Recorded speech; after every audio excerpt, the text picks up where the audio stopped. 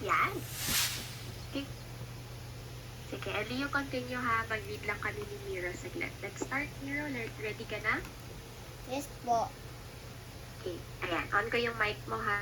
Let's start po. Right your time. It's 1:02. Miro, lipat ka ni teacher sa ibang room kasi you'll be reading out the story or the whole word. She'll move. I'll transfer you to a different room and then I'll just join another device, okay? Sige po. You may start, Miro. Read so inside bin check the time taken. Jeremy was Uy, umayos ka.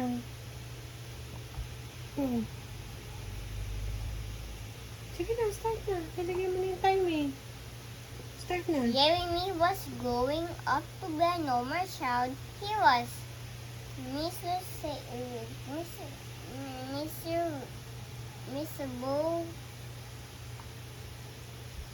He was funny, he was happy, he was sad, he was eating, he wasn't eating, he was dirty, he was clean, he broke an arm, he broke a window, he bruised a knee, he was up, he was down, he was in, he was out.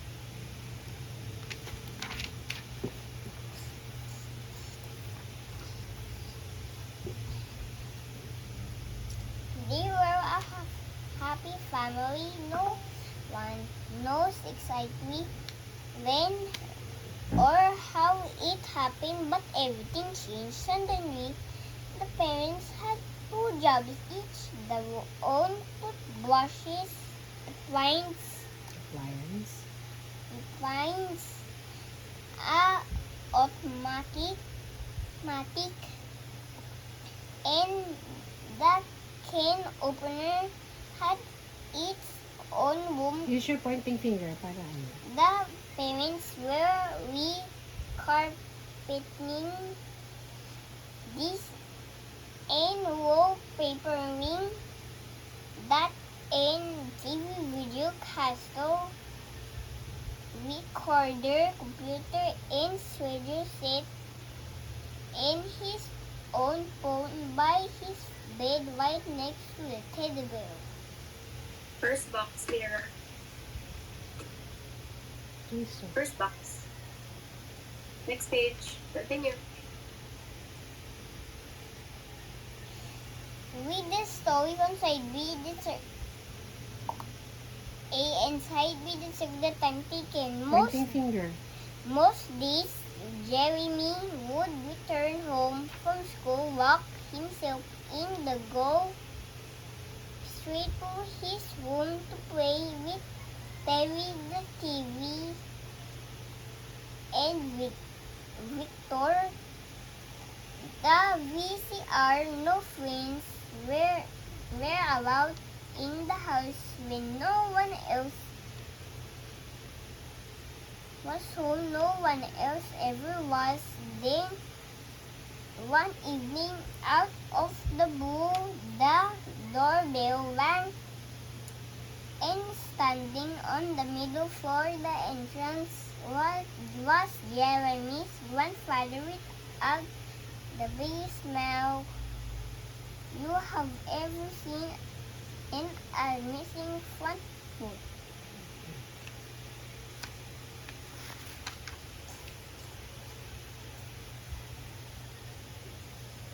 This grandfather Jeremy had never met before. This grandfather lived far away in another country. This grandfather was 84, looked like 74, and moved like a 64 years old. Everybody was happy to see him. It was been so long. And all of a student. Oh? All of a? All of a sudden. Sudden, like a nice hot bowl of cereal. One a cold day there was first box. First box here. First box. Okay. With the story on siding sagdatan taken. Don't get to get an invitation to come see family. Just decided to come in here I am, he said. So how is everyone doing? Dad, come on in, man. What a nice surprise, shouted their father. Grandpa, you look well just in time for dinner, said the mother, and Grandpa sailed into the house.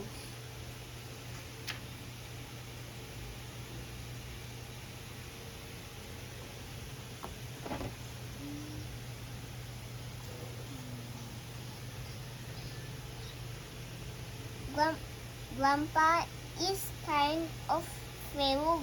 Everybody would like to go up to greeting positive and go on doing what you love to do. That's Grandpa, a man who loves life. Grandpa bought a little something for everybody. Jeremy's gift was wrapped in a wrapped in a pretty colored paper, and the way that fluffy bow was sitting on top of the box like the Queen of Sheba, you could tell that they was wrapped with a lot of love and care. Here, first box. The first box. Next one.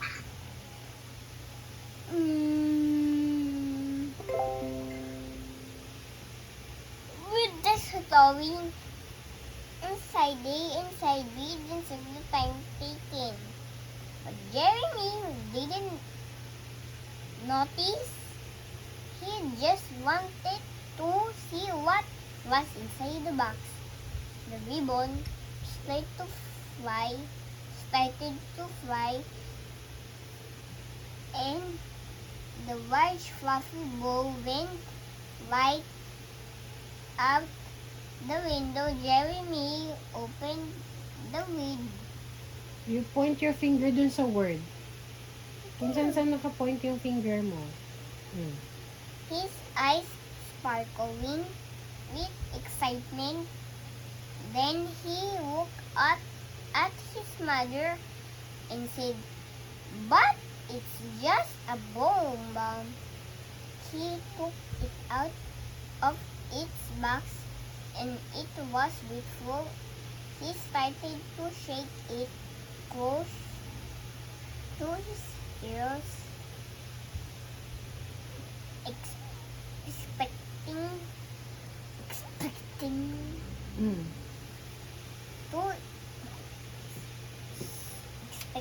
to hear something special.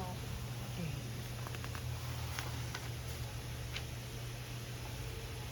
Then he began to Pointing finger. inspect it like an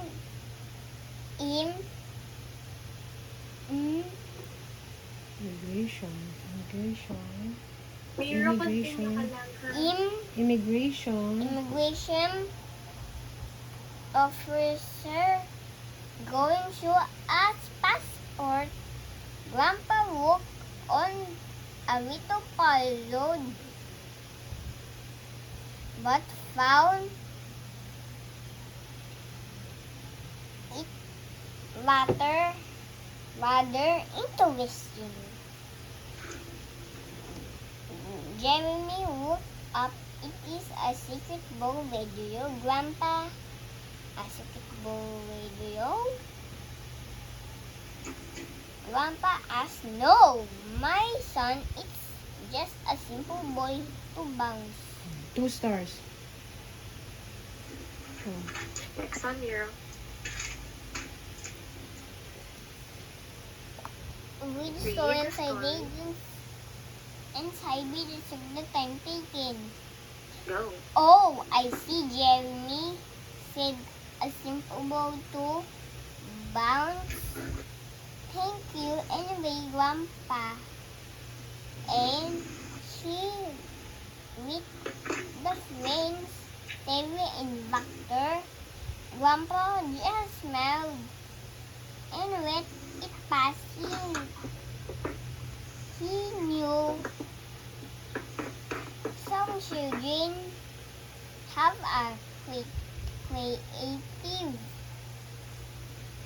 way of showing happiness, but later that evening, Mom took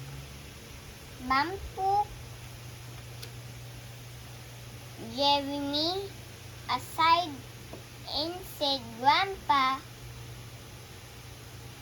was Ah, Grandpa Grandpa, was ano was? Has. come as long Come come along. a long way to meet you, young man. You had to He had to operation, but no. Oh, wait lang. Laglag pa Hero. ikaw. He had to Point mo To sa ano, save? sa word yung finger mo. He had to save. Ellie, circle mo yung breaker mo. Lahat. Dito, Miro, kung saan nakaturo yung finger mo kasi. You save skip a lot you of skip a line daw, money Miro. to do it. It will show a little operation. Appreciation. What? Appreciation. The showing week, Grandpa was in for a lesson and a half in shoot. Then the father was in, the mother was out, and when the mother was in, the father was out. And when Jeremy ran into the door, he made a street for Terry and Victor. 2 stars. Huh? 2 Stars? stars. 2. Second box here. Yeah. What do you think will happen next in the story? Ellie, circle mo lahat ng pages mo.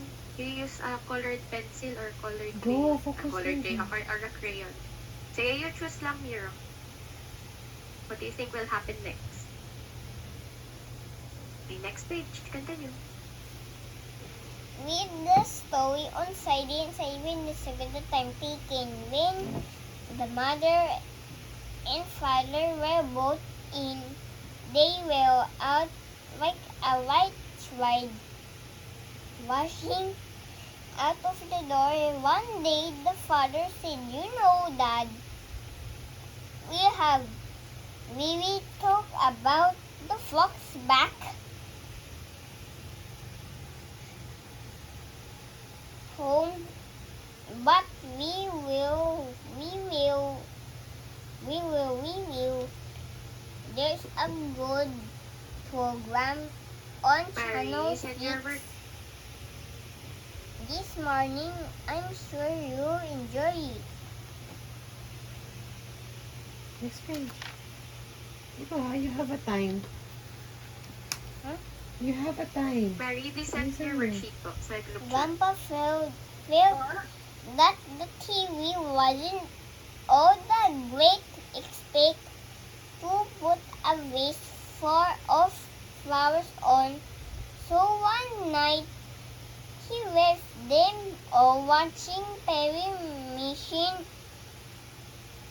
and the judge Judge. in the courthouse strode into Jeremy's room.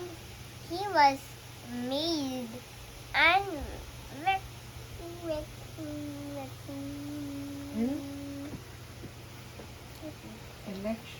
Electronic. Electronic dinner Buffet. buffet, and Grandpa became curious Kasi, kaya daw yung reading na Mary. enough that he decided to help himself. Okay, Tristan. Go, next page. He started with the piece Pakutin niyo po well. muna yung kay Mira. Sige. Push and pull. Hi, Ellie. Dan ka And na mag-circle, all no? of a Yes, very sudden, good po. there Hindi na lang, we're almost done with to be 2A. Soon, we're going Five to take million. the test. So, next Thousand. naman na yun. 5,000. Pwede po ba si Bees Ellie pumunta in ng the center room. kaya lang next week? Point your finger. Point Siguro your po sige finger. natapos lang po na exam niya, makakailan po ba? Tuesday po, Boing. kaya po ba Boing. pumunta sa center? Boing. Kahit hanggang 5 And p.m. po. Ay, hindi naman ano po pwede po kasi meron siyang online, ay face-to-face, no? May time ka. Pwede po, diretso na Got lang po. out Sige everything po, flash, sige po. computer After, video, anong oras po and matatapos what ang face-to-face even po nila? the dishwasher in Hanggang 10. the So, kitchen possible po siya stopped makadaan it sa center na spinning. mga 11, ganun po. the house Kahit po was 10:30 po the meron po. darkness. Sige po. Pagka tingnan ko po kung Jeremy's sino po yung teacher sa Tuesday. Baka lang po father kasi may shout students din po And sila. Perry Mason was just about to win Po kasi sa mga his piece. Next page. Ano po, ma-accommodate po si Ellie sa center. Magte-take lang po siya ng 280 test. Sige po. Okay po. Pero very good po si Ellie today. Perfect ang worksheet. Ingat lang po siya sa Continue. pag-spelling. Alam ko namang Oh, very Grandpa, good na he sa got spelling si so Ellie today. nervous. Kasi harm He naman. ran out Careful. of No, the Ellie. room Okay po. and Very said, good. Namigit Maybe na natin yung it's time just natin. a So, little I want you to keep it up was lang. that Okay po? bow. Yan. At dahil. The mother said, maybe a little was that bow, Grandpa. You mean as real fuzzies? Well, Grandpa, you blown every Ayun. fuzz in O, the ilang ulit na fuzz lang. box Pang isa na lang na so ulit. they Yung read mga teacher. Okay? a few candles Focus po tayo sa speed ha. Speed na po yung focus natin. Okay? and they were all sitting down Yung in the living room. See Morning you on Saturday, Ellie. Bye, of Ellie. the apple Bye. tree. Very good. Bye-bye po. Sisters. Sige, Mira, continue. Mari, you continue with your reading po. Tapos later tayo mag-check since you don't have a device to send your work. Continue. Go, Mira. Sige, continue. Reading the story inside with the time taken. Then Grandpa noticed the bowl forgotten in a corner. He went and picked it up. Jeremy catch and chewed the bowl at Jeremy. Jeremy caught it, looking quite surprised. Here, Grandpa, he said, showing it back to Grandpa caught it and threw it to Dad, who caught it and threw it to Mom. She caught it and threw it to Jeremy. They played catch for the very first time, but by candlelight.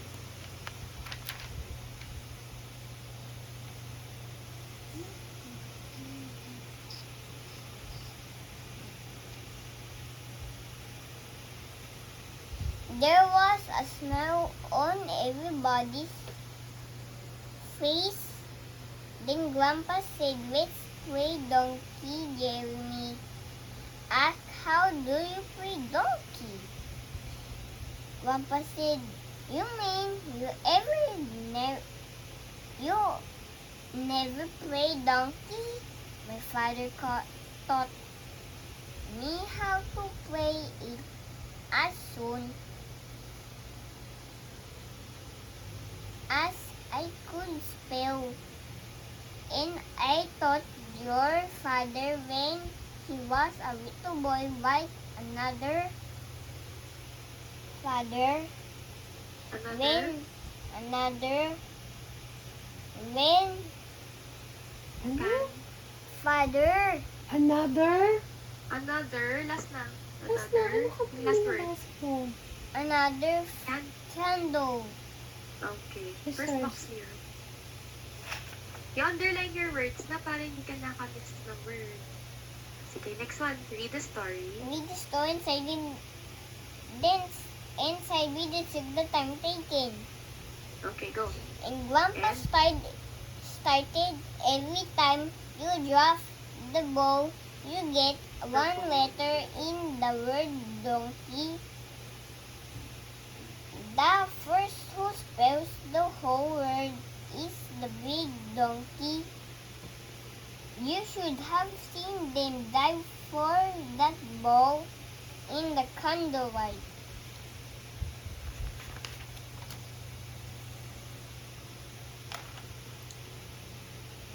They were under the table and in the kitchen, Dad with a spin like a ballet Ballet? dancer. Then the mother wanting to catch the ball sweeping on the fluffy carpet and showing it to Grandpa, who missed the ball. And while Grandpa was diving, he banged into the TV. The screen cracked. They all stopped, looked at the TV. Then everybody was on the floor laughing and laughing.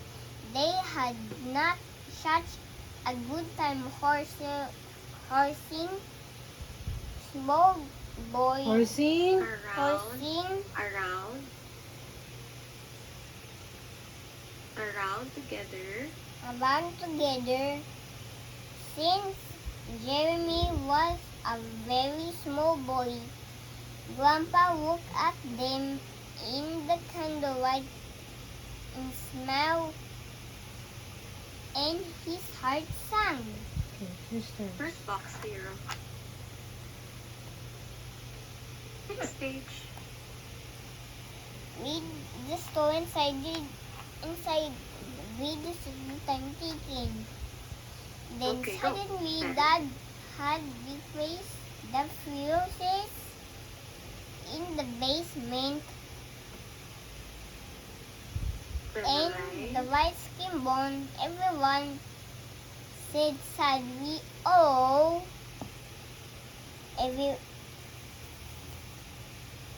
Grandpa stayed another week. They talked around the dinner table. They walked together, play ball in the park, and Grandpa even learned a few video games. As they waved goodbye to Grandpa, they all knew it had been a visit they always remember. It was really great having Grandpa, said the mother. Yes, we've been missing so much, said the dad. Can we go visit Grandpa? Asked Jeremy. We sure will, son. And will soon. First box, hero. Then please answer the activity below. Think about the story, then do true or false for each sentences. For the sentences. Jeremy and his family will watch West TV and play more together.